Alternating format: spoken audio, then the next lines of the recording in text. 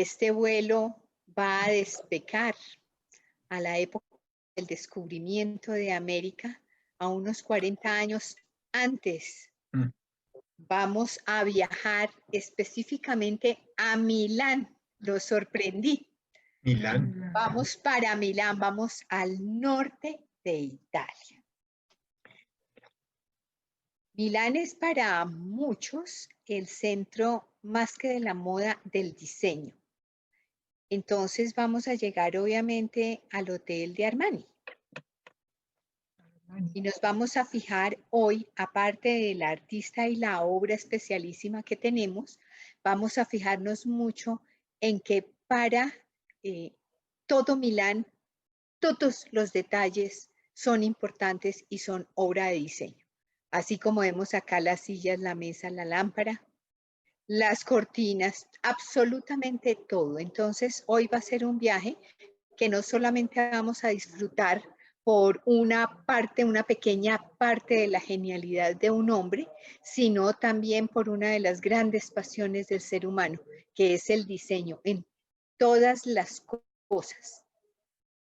Entonces, vamos a salir de nuestro hotel y vamos a ir a la galería a desayunar. Aquí tenemos la galería, pues una de las plazas más reconocidas alrededor del mundo. Y dentro tenemos una de las pastelerías, pero donde se puede desayunar. Entonces, pues un riquísimo y elegante desayuno para que lleguemos aquí a estudiar a Leonardo da Vinci. Leonardo nació entonces en 1452, lo que a la fecha del descubrimiento nos hace pensar que, entender, no pensar, nos hace entender que tenía 40 años. Era un hombre maduro, vivió 60 y, muestra a ver, 2, 7. Entonces era un hombre en plena madurez, que sabía tantas cosas que a él no lo sorprendió tanto el descubrimiento de América. O sea, la noticia casi que fue como, ah, sí, yo ya sabía. Entonces, Leonardo no cambió mucho, ni sus paisajes, como Durero, que sí, todo ese mundo fantástico de América le hizo cambiar o adornar más su obra, que no a Leonardo. Leonardo era hijo ilegítimo, pues la palabra es horrible, porque yo creo que todos somos legítimos, pero en esa época así se usaba, o hijo natural de un notario y una campesina que se llamaba Catalina. Por ser hijo de una campesina, entonces él lo reconoce, don Piero se llamaba él, el papá de Leonardo, lo reconoce, pero se lo quita a Catalina a los 6 años, porque él en sus matrimonios formales y de estatus no había podido tener hijos. Entonces se lleva a Leonardo con él, pero siempre recordando toda la sociedad que era un hijo habido fuera del matrimonio. Esta es la primera parte de una obra donde se ve la genialidad y la maestría de Leonardo. Estaba con él, ay, algo me pasó, ¿qué hago? ¿Qué hago? ¿Qué hago? Ahora, esta chiquitica, qué pena con ustedes, pero ya lo logré. Entonces, malo para el estudio, no pudo nunca aprender latín, que era pues la lengua en la que se estudiaba, pero sí, pues un gran artista, un genio para las matemáticas, para concebir el mundo matemático. Y esta es la primera obra que hace en el taller del maestro Verrocchio. Podemos ver la diferencia entre los dos ángeles. Entonces, toda esta obra es hecha por el maestro, por Verrocchio, y le pide a Leonardo que haga este ángel, la cara de este ángel. Acá se las tengo. Ahí podemos ver ya la mano de Leonardo, la maestría y la suavidad que hay en sus pinceles y en sus colores. Dice la leyenda urbana que en ese momento, cuando Verrocchio vio la obra,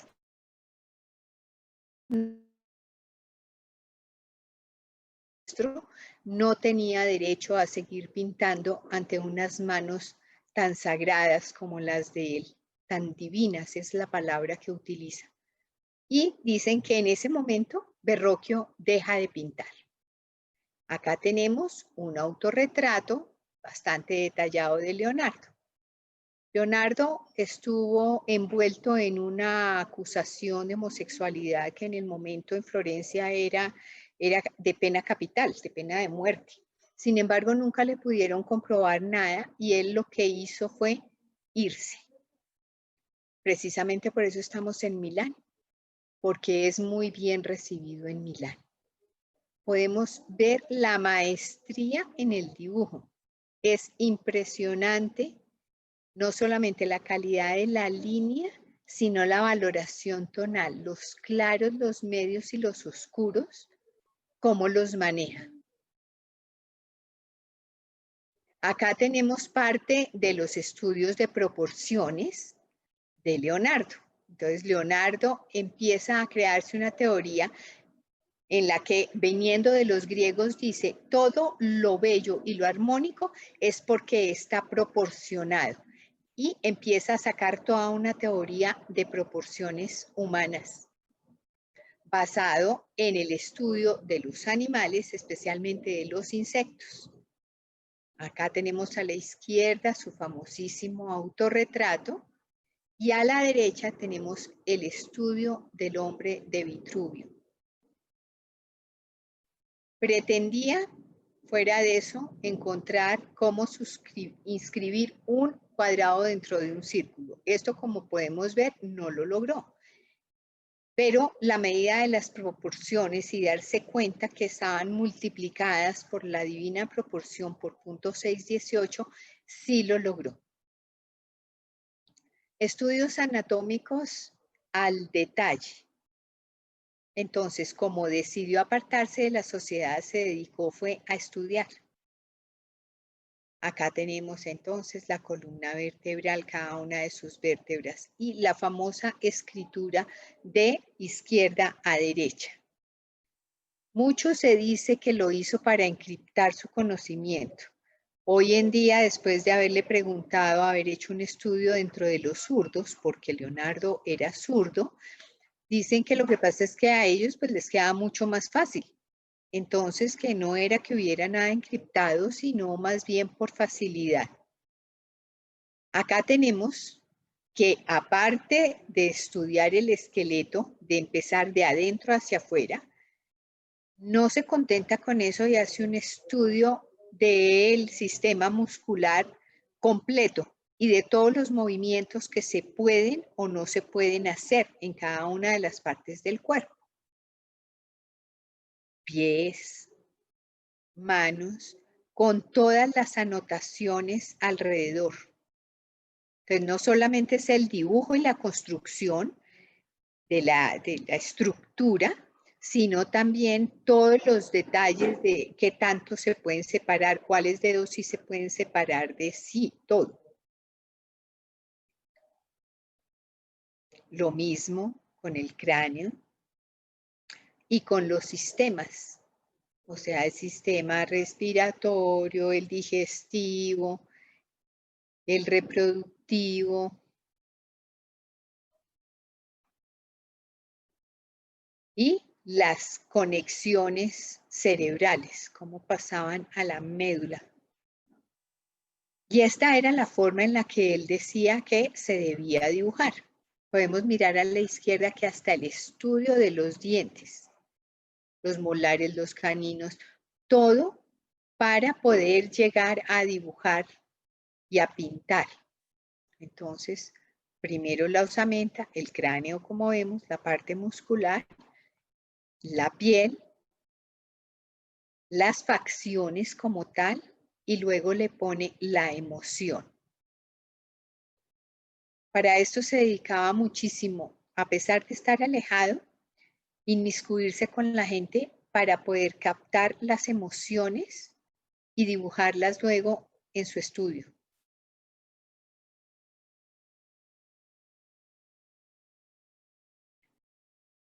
La otra teoría, entre las muchas que tuvo Leonardo, es que es necesario conocer la fealdad para encontrar la belleza, que es necesario reconocer los opuestos.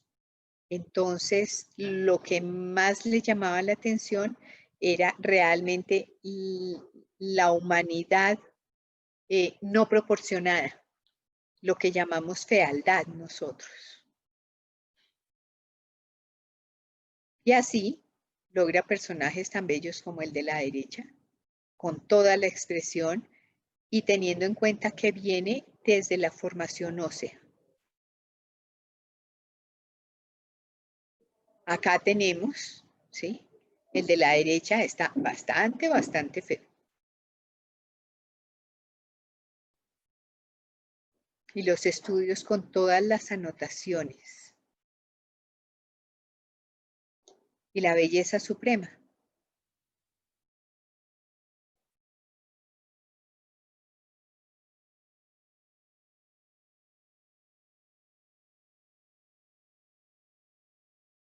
Este es un estudio para Santana, la Virgen y el Niño.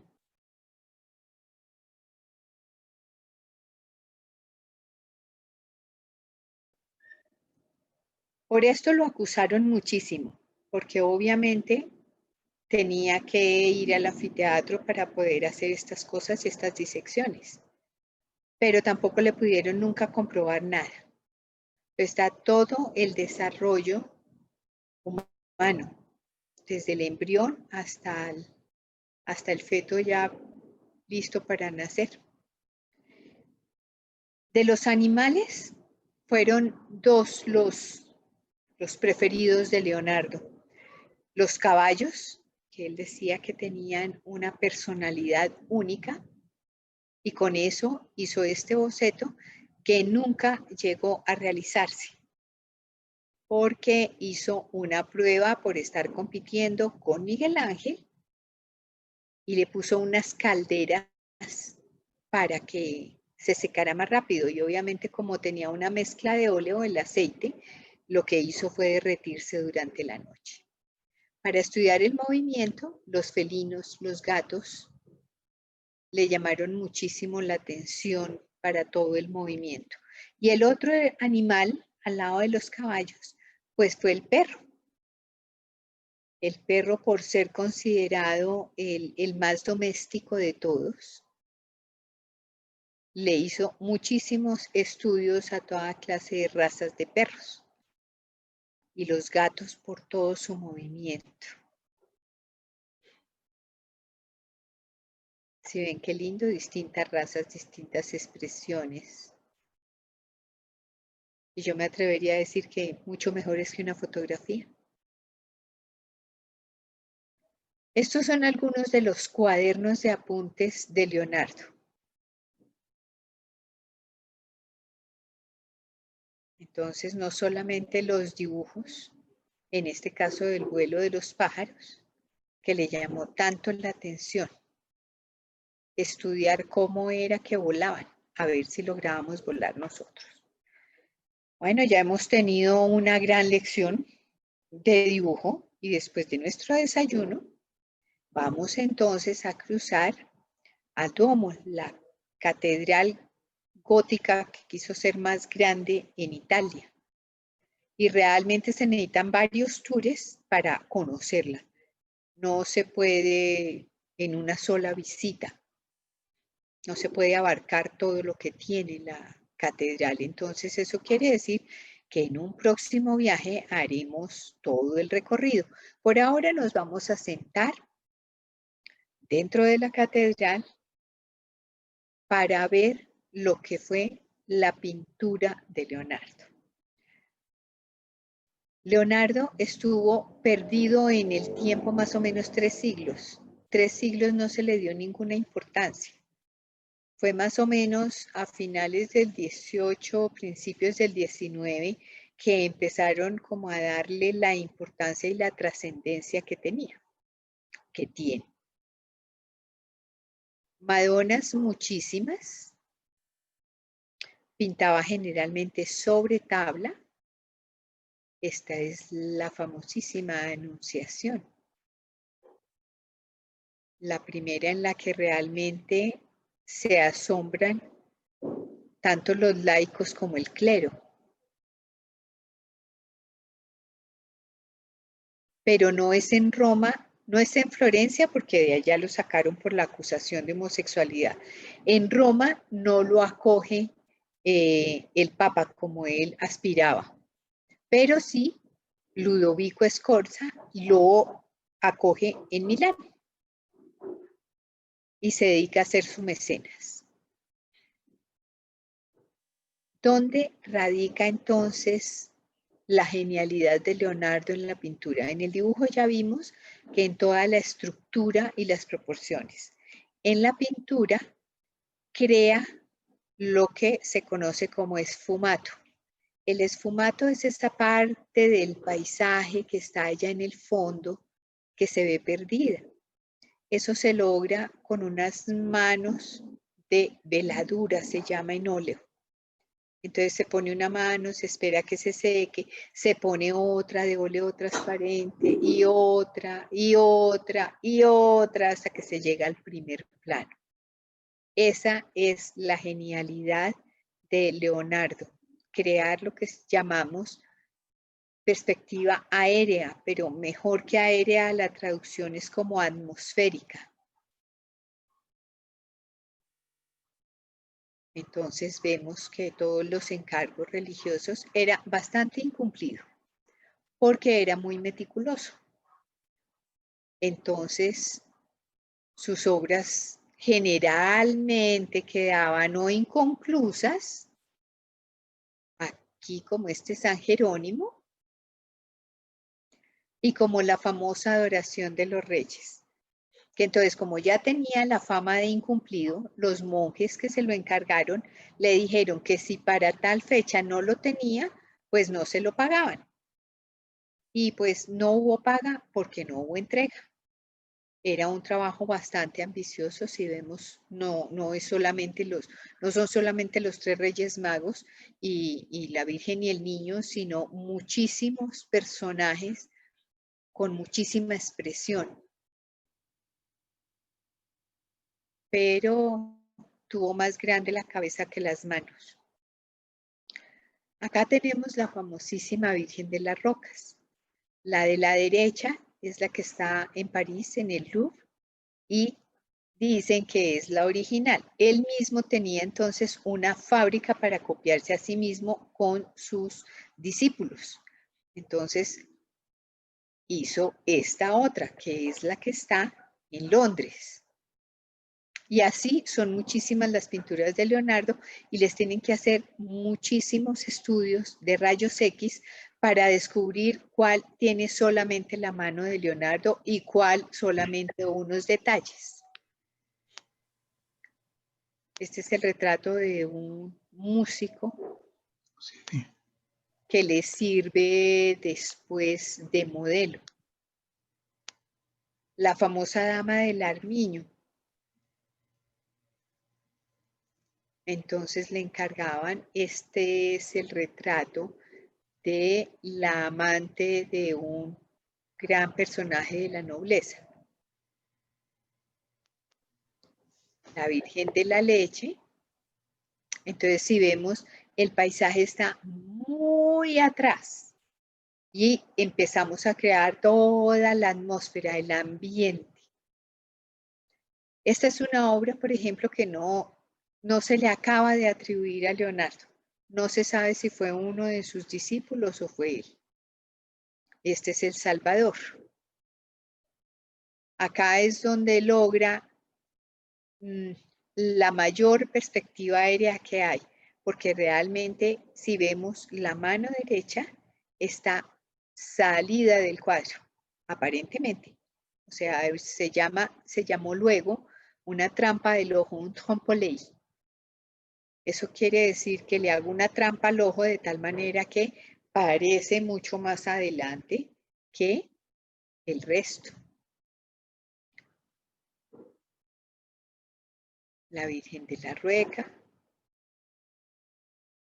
Y aquí está Santana, la Virgen y el Niño. Tiene lo mismo en que yo casi pensaría que el de la derecha es el de Leonardo y no el de la izquierda, pero hay muchos estudiosos que no se acaban de poner de acuerdo.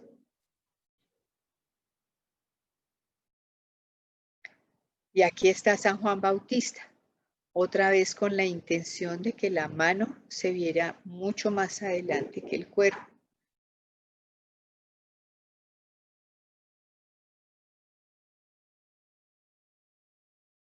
Esta es Leda y también no saben si es de un alumno o es de él.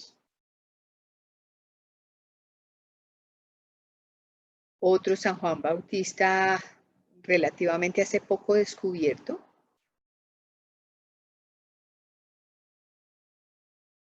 Y no saben si atribuírselo a Leonardo o a uno de sus discípulos, o a la fábrica, digamos, más que los discípulos, a la fábrica de copias que tenía, porque como era tan meticuloso no le rendía pintar, pero sí le hacían muchos encargos. Y acá tenemos a la famosísima Gioconda o Mona Lisa, que también con detenimiento estudiaremos en otra ocasión porque vale la pena dedicarle un viaje. Un viaje está en el Louvre y vale la pena porque primero es el cuadro del que él nunca se deshizo, murió con él en Francia, habiendo sido comenzado 8 años antes, donde el famoso esfumato y la atmósfera son su pasión y nunca se quiere deshacer del cuadro, siempre va con él. Muchísimas teorías hay alrededor de quién es la Mona Lisa. No se sabe, no se sabe a ciencia cierta quién es. Y pues datos curiosos, fue por ejemplo la primera imagen en ser reproducida estampada en una camiseta. Esa es una de las curiosidades de la Mona Lisa. Otra que fue símbolo de las feministas. Entonces era como no ser utilizada como imagen. Entonces las feministas, que no estaban muy bien documentadas, salieron en un avión desde los Estados Unidos, llegaron a agredirla y en medio de las cuchilladas se dieron cuenta que era una tabla, no que era una tela. Entonces, pues no lograron hacerle mayor daño, pero sí fue la agresión de las feministas en los años 60.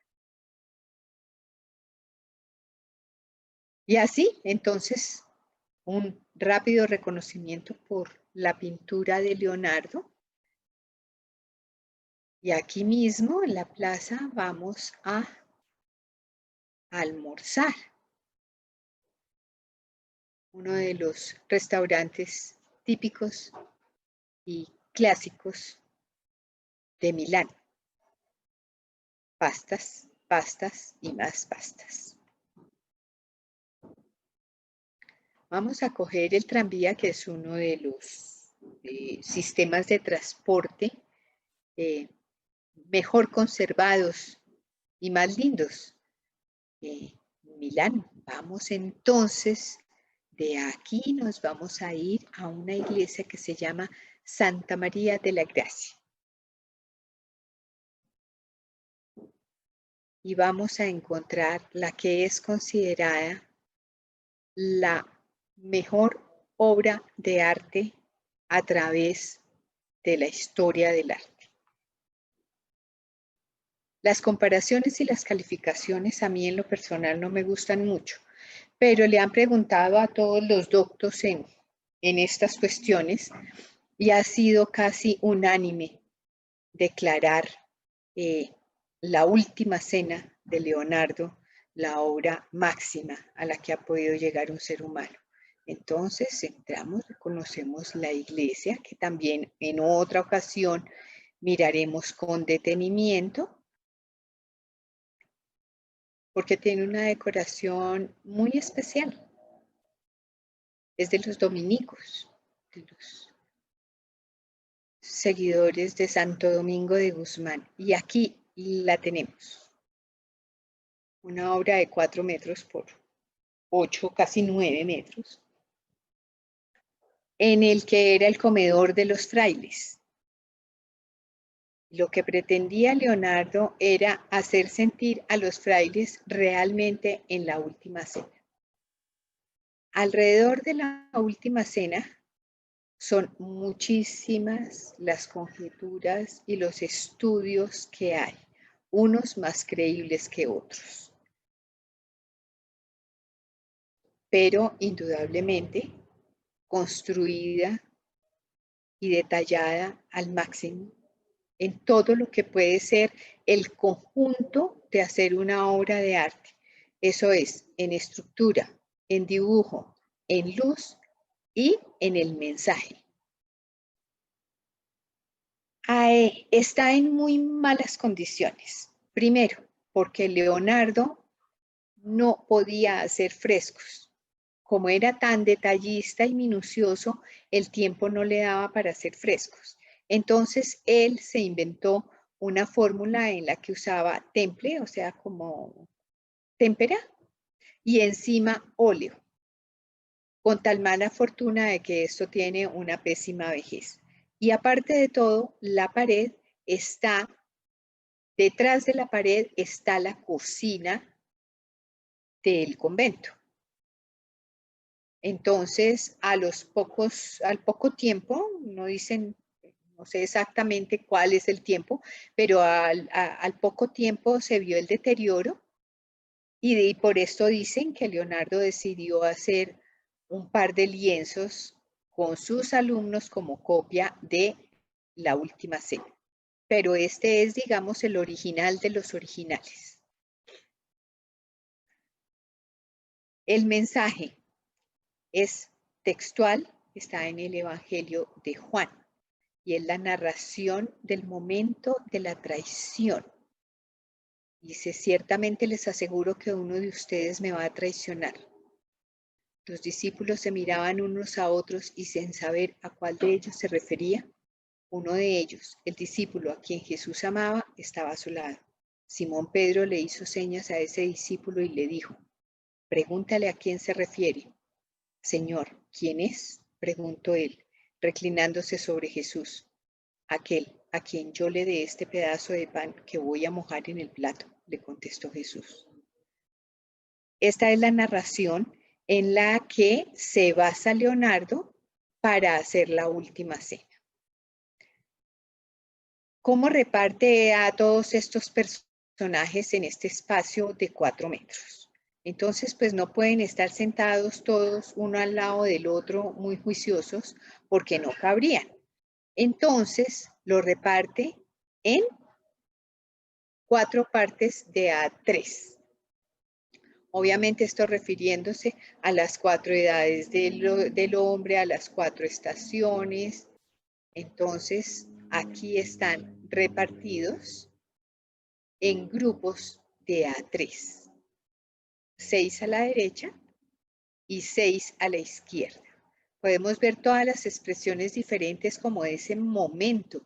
Entonces, seré yo, qué pasó, pero a quién se refiere. Entonces está todo ese momento y es lo que hace grande esta obra. Vamos a analizarla entonces. Vemos que tiene un centro muy definido. Aquí podemos reparar que sí está en los grupitos de A3. Y que de estar cada uno sentado en una silla, si calculamos el espacio, vemos que no le hubieran cabido. Entonces, para unos deja pocos sentados. Y a Jesús de Nazaret lo pone en el centro, en un triángulo perfecto.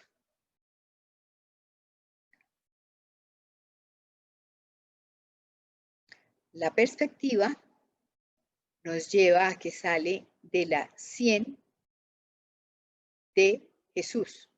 Y es una perspectiva que nos lleva perfecto a mirarlo a él. Todos los puntos van dirigidos y la línea de horizonte va por toda la mitad del espacio. Hay un cuadrado de izquierda a derecha y otro de derecha a izquierda. Al hacer intersección los dos cuadrados, nos queda el espacio donde está emplazado Jesús de Nazaret, que es la distancia del famoso punto 618, la distancia multiplicada por punto 618. Entonces, este 8.8 multiplicado por punto 618 de izquierda a derecha y de derecha a izquierda. En el sentido horizontal, lo parte en tres partes iguales, teniendo en cuenta que la primera va de la base al borde posterior de la mesa. Esa misma proporción y arriba. Entonces ya nos quedan 9 partes dentro del mural. La parte de abajo, resulta que en el convento decidieron los frailes que tocaba hacer una puerta a la cocina, entonces la tumbaron y hicieron una puerta.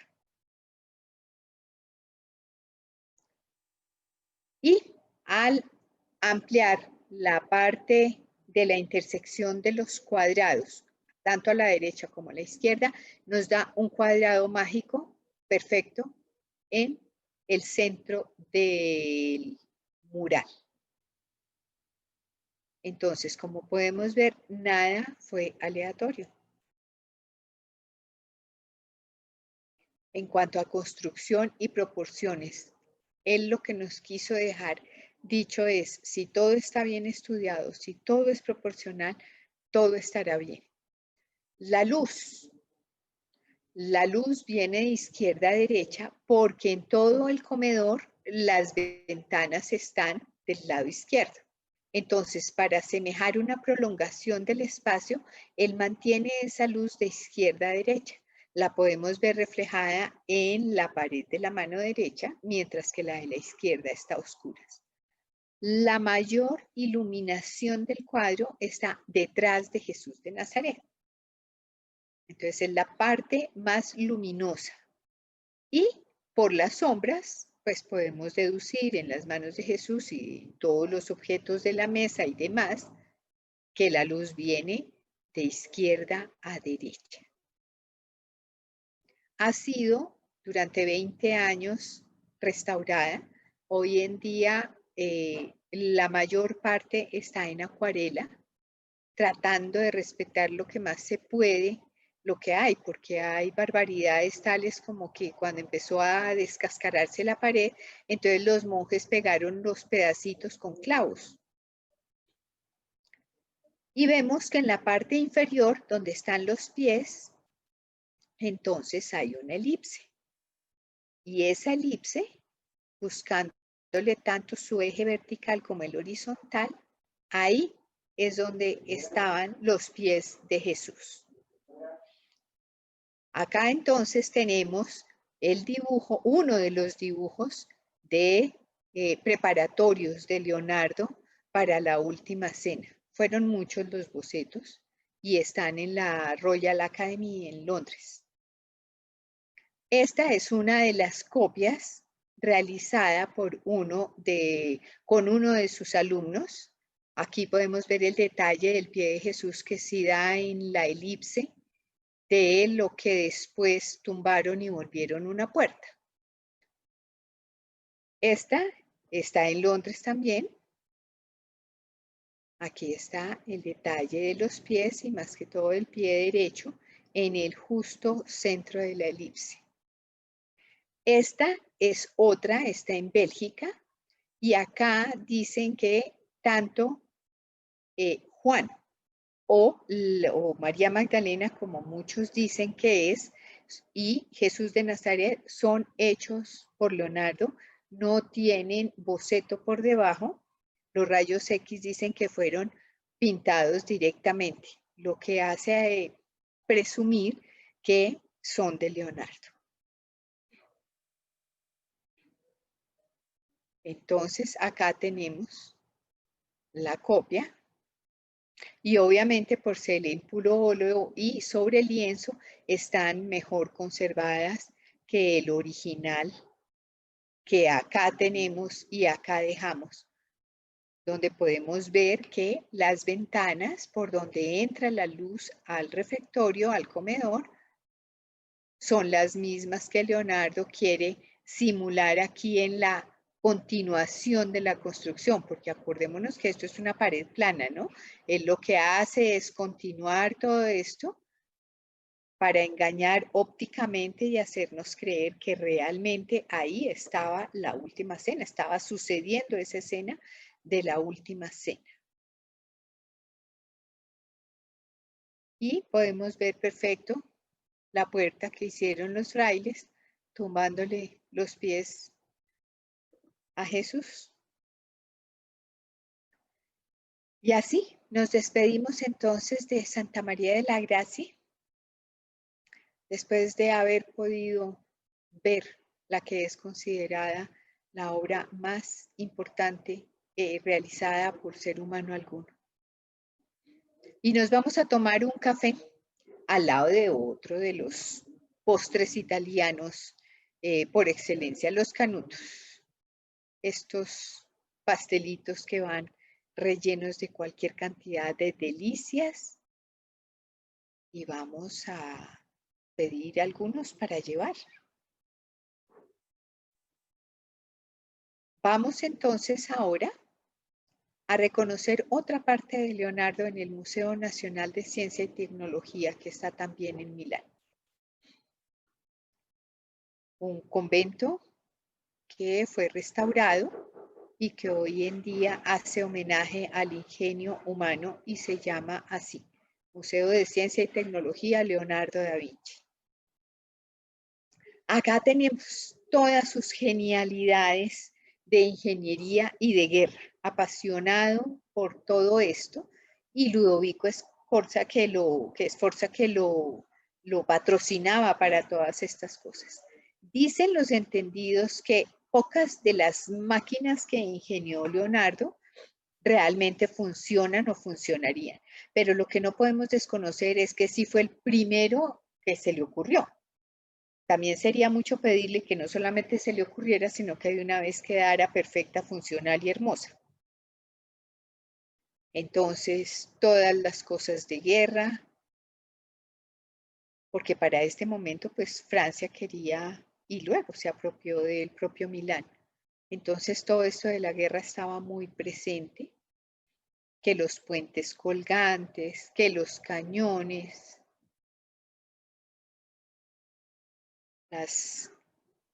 los remos para poder avanzar según sus estudios de anatomía, saliendo desde los estudios anatómicos del hombro y del brazo, entonces haciendo que los remos fueran una prolongación. Y toda clase de maquinaria, esto realmente lo atraía. La óptica también fue otra de sus pasiones, ¿no? Los espejos cóncavos y convexos, el estudio para las correcciones visuales. Un museo lindísimo para reconocer hasta dónde ha llegado el hombre. Y acá tenemos un pedacito de roca lunar que hay en Milán. Y todas estas maravillas ingeniadas por Leonardo. Muchas basadas en la estructura y el esqueleto de los insectos.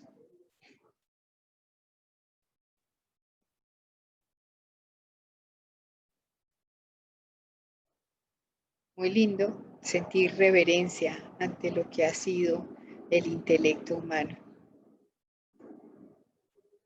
Hay trenes, están muchísimos.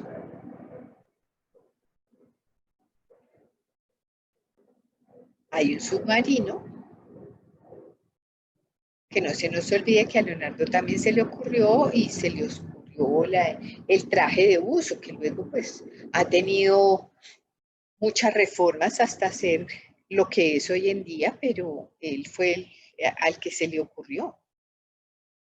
Y muchos estudios acerca de las alas para poder llegar a los aviones. Ninguno de los de él funcionó y su pobre ayudante pues sufrió varias fracturas cada vez que intentaba hacerlo volar. Y así entonces nos vamos despidiendo del famoso Museo de Ciencia y Tecnología, para venir de nuevo al centro, a la galería, a uno de los restaurantes desde 1800, como mediados del siglo XIX, un restaurante tradicional, el Sabini.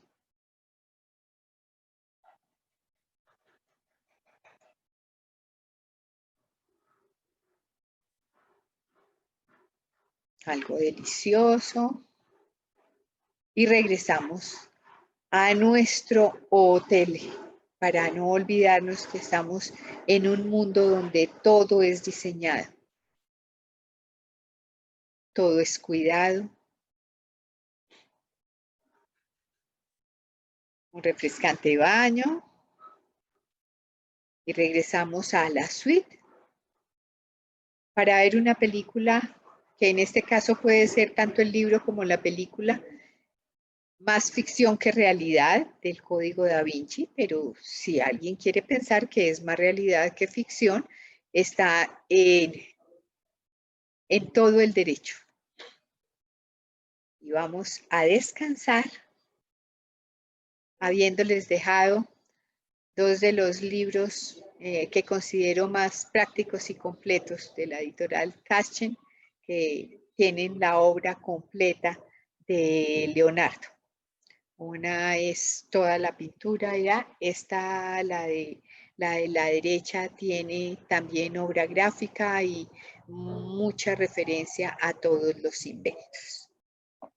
Eso ha sido todo el paseo por Milán.